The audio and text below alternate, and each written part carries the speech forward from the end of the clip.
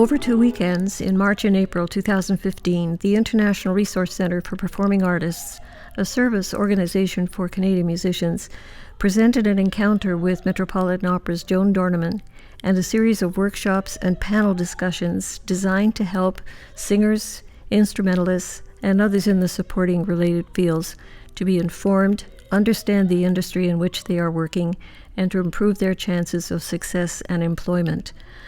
Our intent was to have experienced professionals from various parts of the business share their insights and expertise with the attending artists, and for both presenters and audience to learn practical, applicable tools and information from each other. The IRCPA, serving artists nationally, is based in Toronto, where 90% more performing artists are based than any other Canadian city, according to the statistics of the Ontario Arts Council. Our mandate is to make resources accessible to artists graduating or in mid-career, which are no longer available once they leave school, and try to make the transition from student to professional. It also includes developing audience awareness. Partnered with the Whole Note magazine, a Who's Who in the Industry panel came next. Many artists do not know the people who work in the field, what they do, or how they make the decisions that eventually form our concert seasons. Knowing when and how the booking gets done makes a major difference to the artists who submit materials in hope of being engaged. The panel included 2 diverse presenters such as Roy Thompson Hall and Lula Lounge, 2 managers such as Anique Patricia Carrier of Station Blue from Montreal, and Robert Misson of Bobolink Agency in Toronto, 2 diverse publicists, veterans Linda Litwack and Jane Arbery from classical, world, and jazz, pop, rock, experimental music fields. The 2 journalists were David Perlman, editor-in-chief of Whole Note magazine, and Michael Vincent, publisher of Musical Toronto blog and critic for the Toronto Star.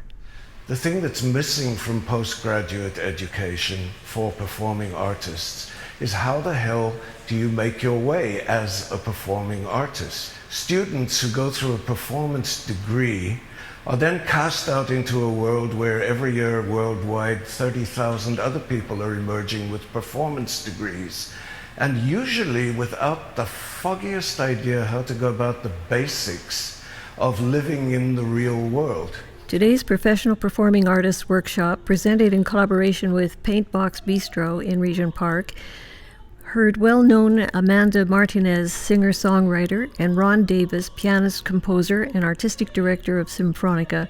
They discussed their own experiences and questioned 3 diverse managers: Robert Baird of Baird Artist Management, Faye Perkins, Real World Artists, Real Records, and manager of the Glenn Gould Estate.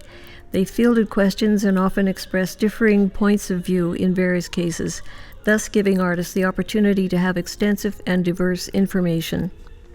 Topics included artistic preparation, artists' expectations, markets, marketing, booking, the ups and downs of negotiation, getting to yes, contracts and promotion, auditions as job interviews, showcasing, touring at home and abroad, professional wardrobe needs, long-term and short-term goals, as well as representation, who and when and how to approach presenters or managers. I am Natasha Roldan, and I'm a singer-songwriter.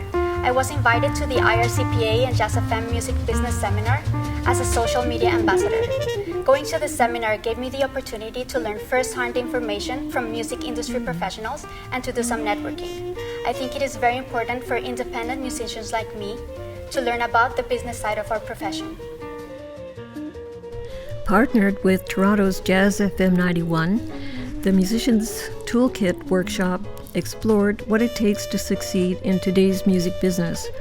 Creative presenting, or how to self-present engaging performances, were described by Josh Grossman, artistic director of the TD Toronto Jazz Festival.